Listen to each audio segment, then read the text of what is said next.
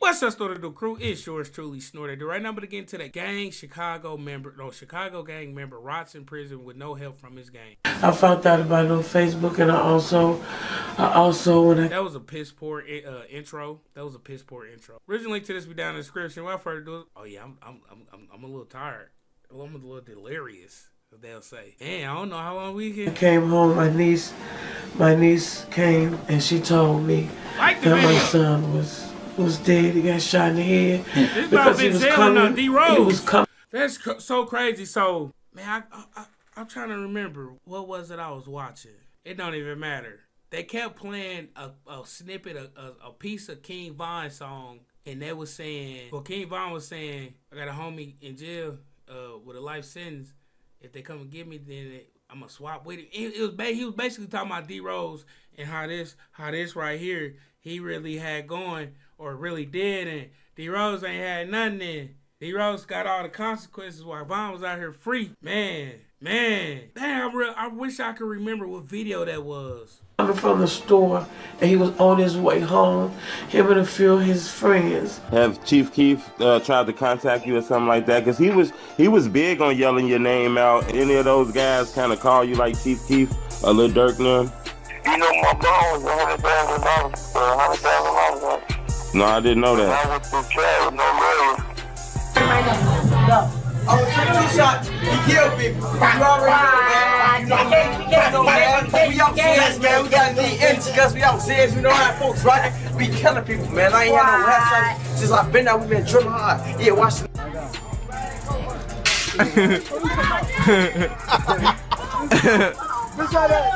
For the count here, in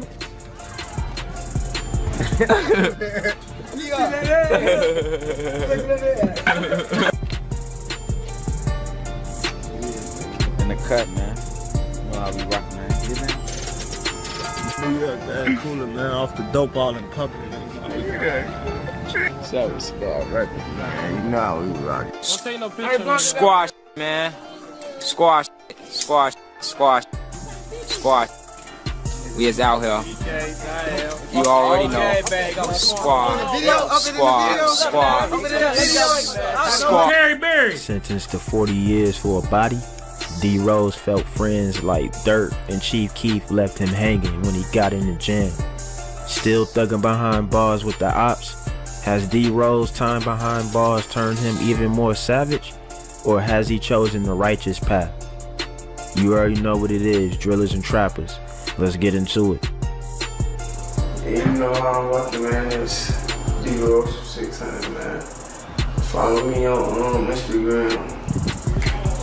Speed Drive D-Rose. You know, niggas know how I rock.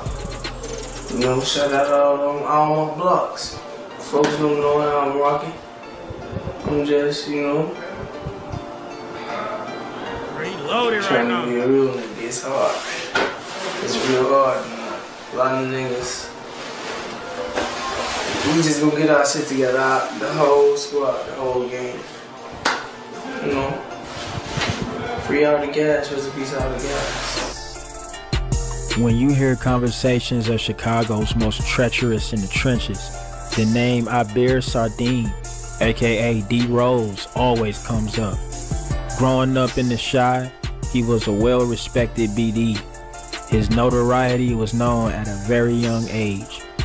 He was a young OG and he was cool with many sets. /1B.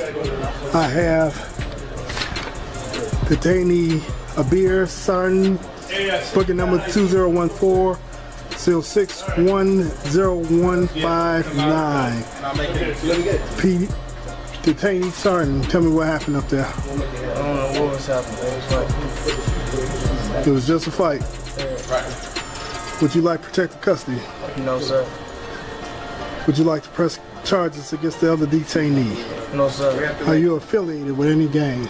No, sir. Are you willing to sign the paperwork on camera saying that you do not want to press charges or do not want protective custody? Yes, sir. Step to the table and do so. But D-Rose was different. He was cold-blooded towards the ops, always trying to stretch a nigga and smoke a pack. But he also had heart and respected his elders, even his ops parents. And he would check his own homies who didn't uphold the same code. I'm tired of smoking Tuka, so you know this one I'm finna be smoking at. It's called Lil Mark. You know, last night of my beef early morning. Fuck all the dead ops at them pussy listen. This guy Moo from 600.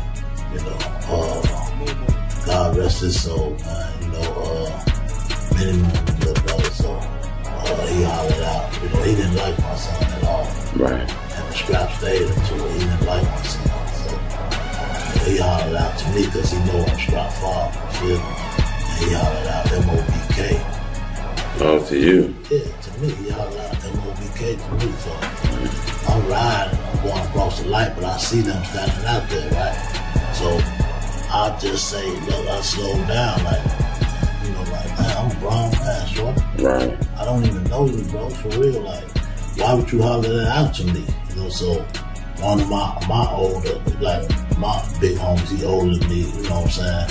He was walking past the car. He lived over there too, but he from off my end, you know. So he like, Les, what's going on? And all the shorties call him Pops too. Mm-hmm. You know what I'm saying?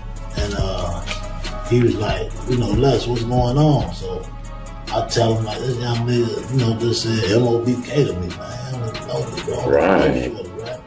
So that's when D-Rose peeped at everything, and he walked on the curb like a line along the curb.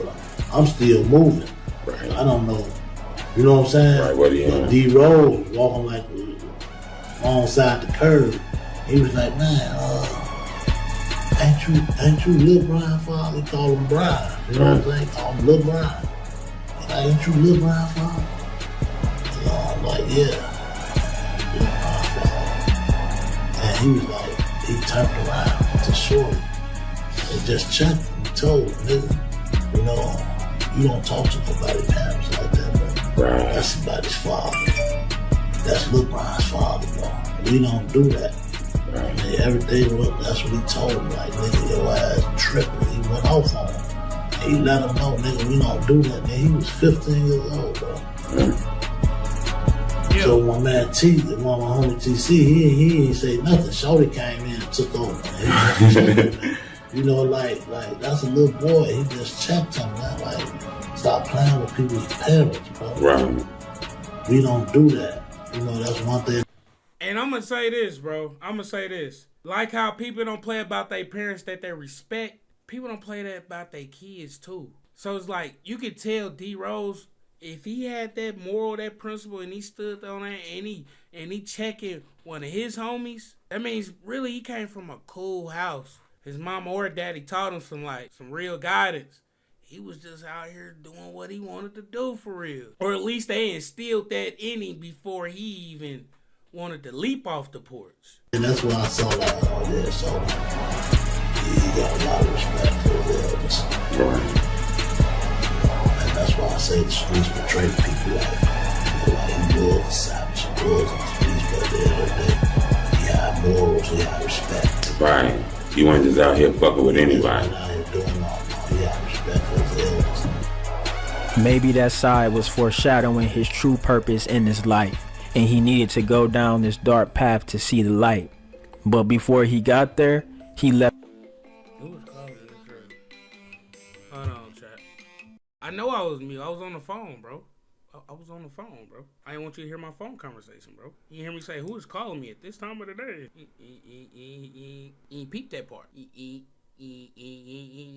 No, I'm just messing with y'all, man. You know I ain't tripping on y'all typing muted. I was here typing lies. That's when I ain't got a lie, though. I ain't got to sit here and BS me. I ain't gonna lie, bro. I'm a little delirious right now. Left a trail of bodies in his wake. When it came to 600 and his homies, he wasn't to be messed with. Always pulled up. It was no surprise. Him, Vaughn, and T-Roy was cool. They had a passion for catching ops lacking. D-Rose's legacy was already in writing of legends with every op he instilled fear in.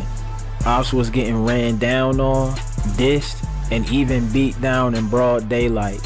No matter how much they tried to catch D-Rose lacking, he came out untouched by their shots. Take Hey, look, I remember seeing this video a while back, and I just couldn't understand what was going on. Like, I understood what was going on, but, like, the wholes of the situation. And when I realized that was D-Rose, I'm like, man, I see this video 100 times. That's D-Rose?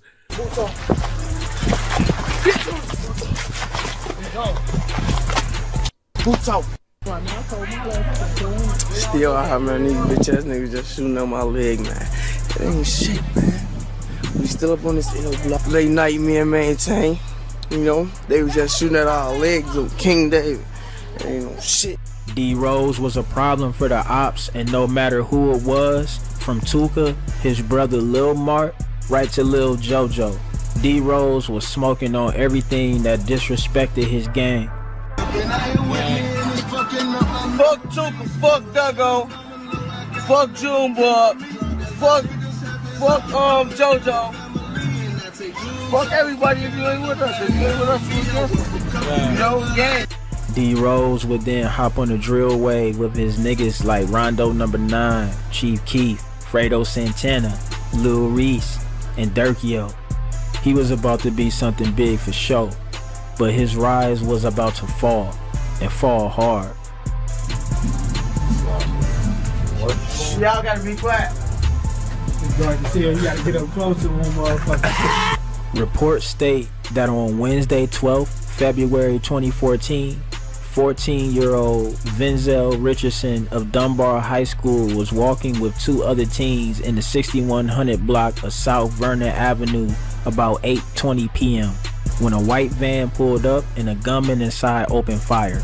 Richardson, who was walking home from a convenience store, was hit 4 times, including his head, and passed at the scene. My niece came and she told me that my son was dead. He got shot in the head because he was coming from the store and he was on his way home, him and a few of his friends. And as he was coming home, a van just opened up and started shooting at the crowd. He was not a tender target at all. He was the one that got shot. There's just a lot of shooting going on in this neighborhood, and they just shoot any and everybody with no remorse. And my baby was one of the fatalities. Vinzel's mother was furious that cops labeled her son a gang member and said he was a good kid not involved in anything. But that's a mom's compassion talking.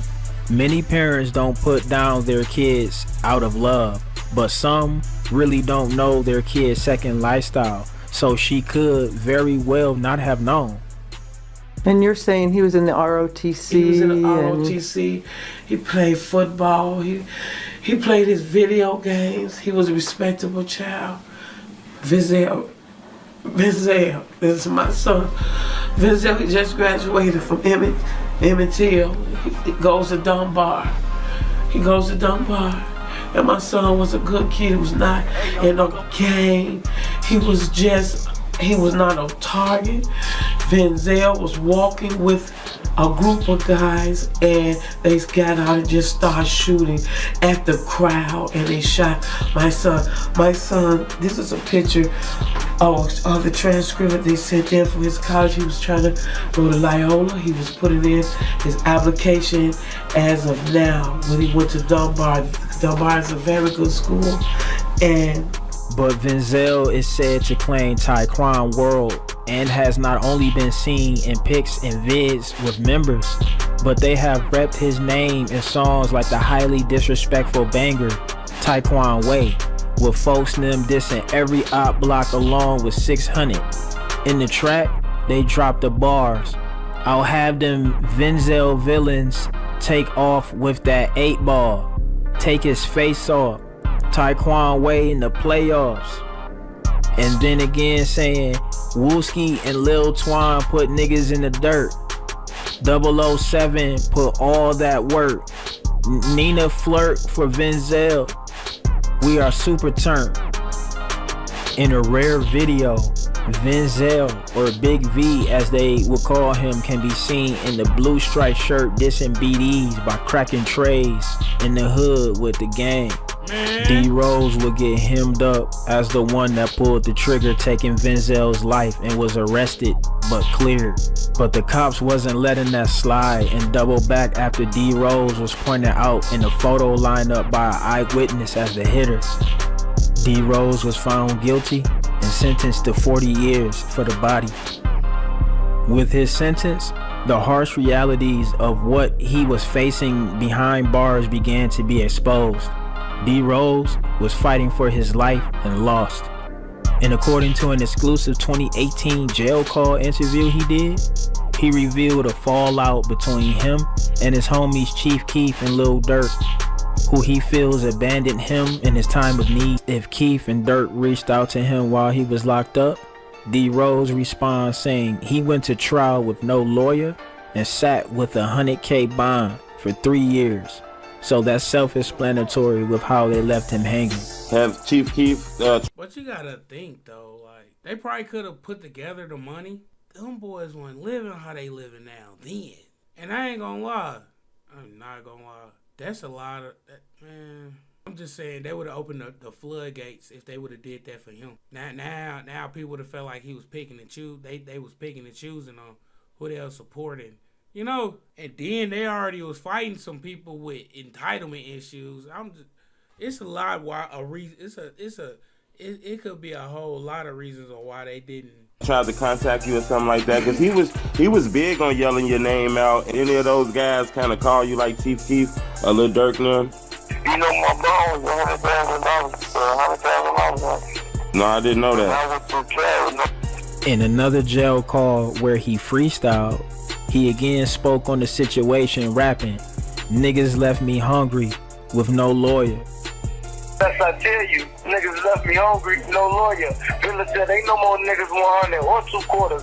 Some of his people were outraged at Keef and them for how they did Rose after everyone was shouting him out in songs as Trench Brothers. D-Rose has always said he's innocent and he was falsely imprisoned. Him and his people felt a certain type of way that he was left to fend for himself with his case. King Von would later check someone in the comments speaking on the situation, stating that he's handling D-Rose's lawyer. So he probably heard about D-Rose sitting there and stepped in to provide help. Sadly, it was too late because D-Rose lost that trial. His troubles behind bars didn't end at fighting his case. That was only the beginning. D-Rose, now with 40 years ahead of him, had to thug it out to survive. That was right up his alley anyway. That only made things worse, it seems, because documents hit online showing that D-Rose was using an inmate as a punching bag, hitting him multiple times in the face, then stomping him out, causing injuries to his face. That incident got D-Rose under the spotlight for the law to try to add on more charges for his reckless behavior. D-Rose was still D-Rose, whether in the trenches or inside a cell.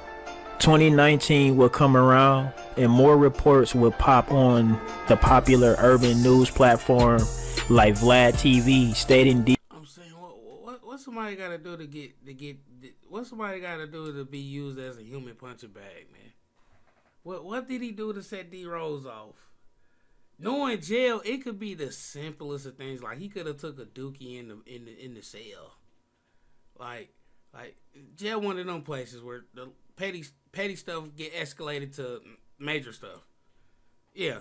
D-Rose appealed his sentence and it was denied. D-Rose was trying to gain back his freedom and prove his innocence, but the court wasn't having it. His homie, Tay 600, would do an interview calling possible cap on the reports of his appeal, stating he spoke to his fam and they said the appeal didn't begin as of yet. Telling people, motherfuckers is getting smart out here. People make what they want to make up, bro. Like, and that's why I say I get right to the source. Like, the shit that I read was real thorough. It looked like legit. You even had legit, bloggers and sites posting it. But from what I was told from his people, his family, his immediate family, it's not true. You know what I'm saying? And I feel like it would have been a little too quick anyway. The process, if anything, would have just started.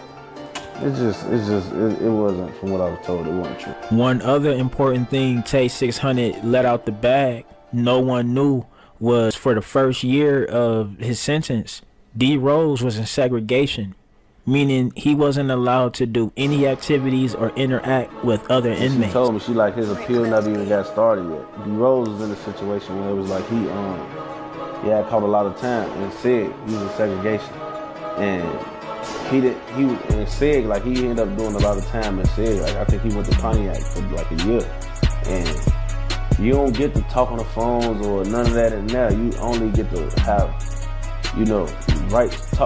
conversate and contact through letters. And one reason for this could be due to being labeled as a danger to other inmates. And this ties in with his altercation where he beat the brakes off another prisoner. So this could be why he got that time and said. D-Rose was having a rocky start to his sentence. Still, when coming to his appeal, there's been debates on whether or not he lost.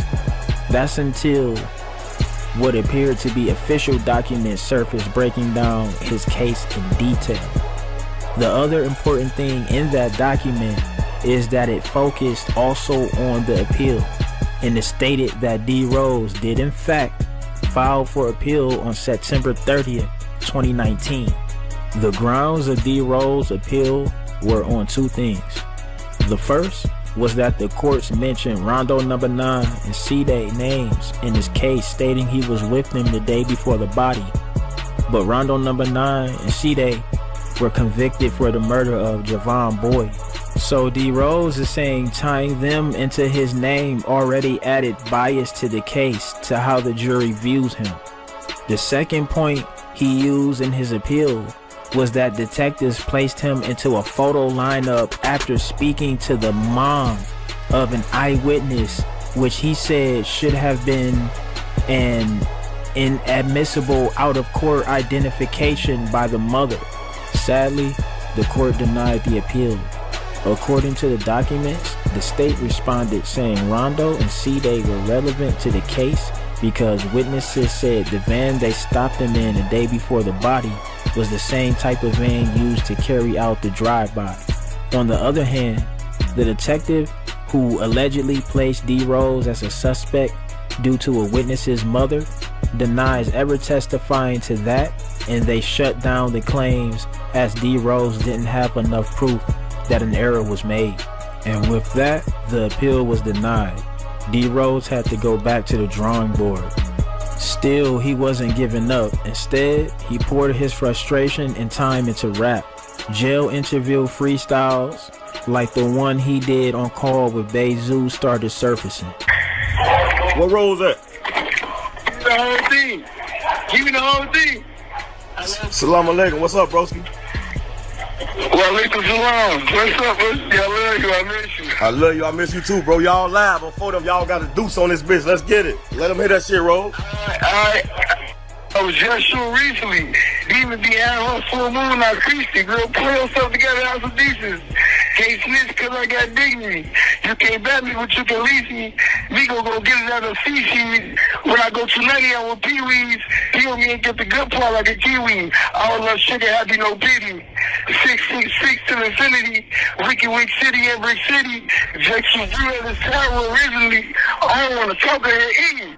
D-Rose wasn't just rapping for rapping's sake.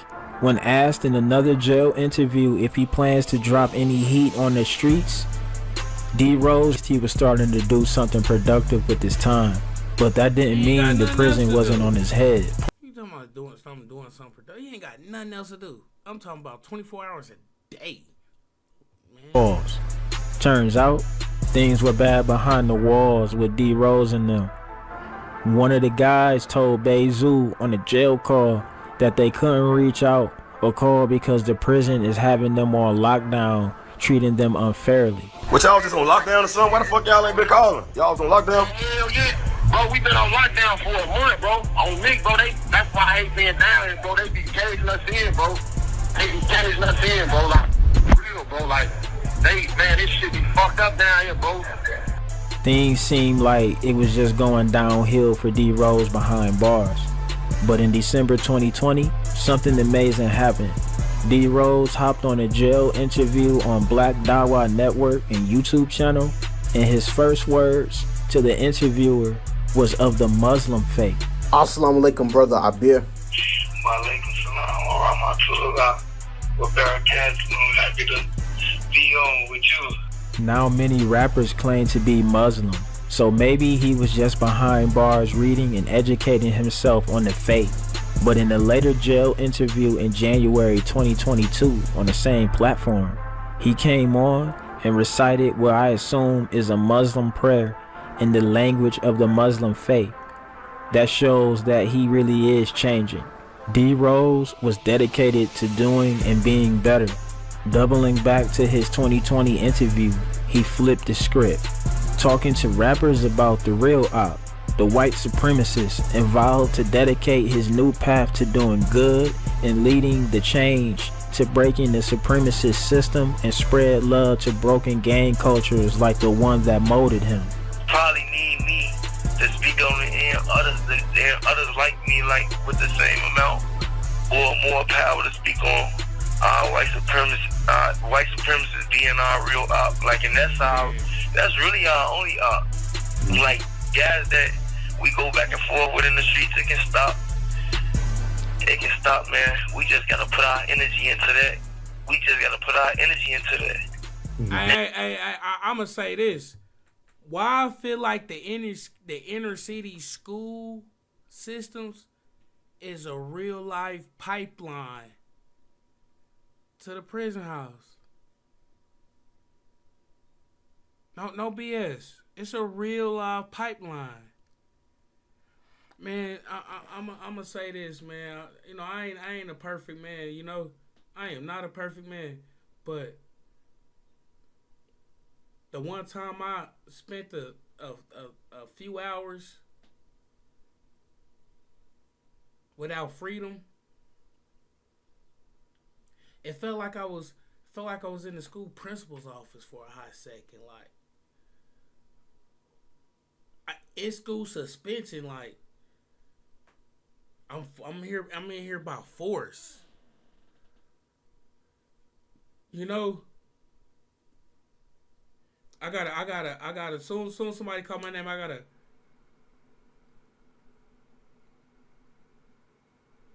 come to their order. You know, they tell me to do something, I gotta do everything they tell me to do.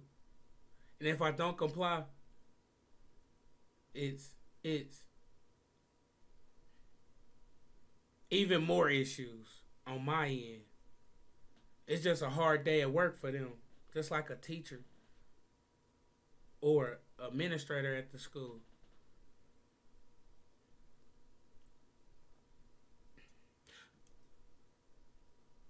I don't think y'all ready for this type of talk, but I'm so serious. I'm so serious.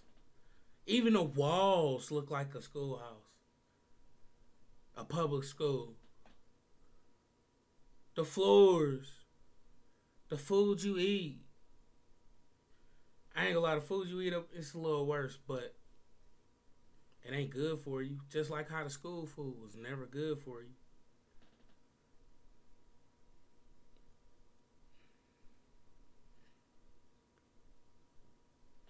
But that's another little debate for another day. I'm still running my own personal research on it. I don't be in and out of the jailhouse, so I can't make too many comparisons. A difference is I spent 12 to 13 years inside the school, you know. So it's like I just realized that from my one little stint, my one little grasp of I'm just leave it right there though. And our money and everything that we do. White supremacy, man, is all around us, like the systemic racism. Like you see it in jail, like, man. D-Rose really grew up and matured and found his spirituality. When asked about the passing of his homie King Von and about revenge, he did the opposite of what we normally see portrayed in music. D-Rose spoke from the heart, telling Dirk and everyone revenge isn't the way because it only pushes more hurt and to spread positivity and be better, be good.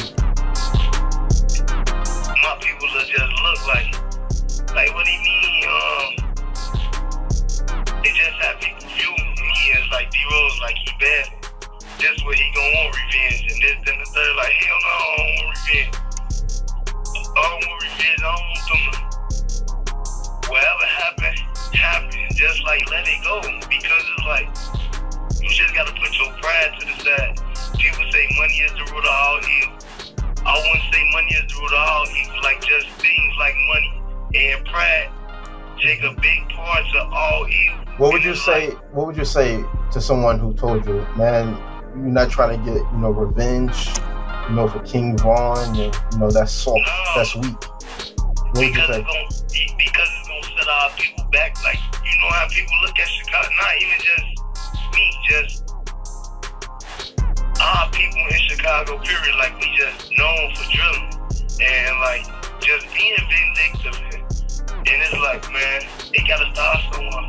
D-Rose said his goal is to lead rappers promoting violence and murder to the Muslim faith to bring them to the same peace, happiness, and love it did for him. He really changed things around, and you gotta respect and support that move. Hopefully his change inspires the rest of the gang to be on positive vibes. The cycle has already taken too much. Alright y'all, you already know what it is. Drillers and trappers, Trapper Gang. There's been another one. It's the story of D-Rose. Make sure you not no unsubscribe goofy. Go ahead and hit that subscribe button. Go ahead, like this video, share, and shit. Post up, man. Go ahead and watch the next video that comes on. Gang.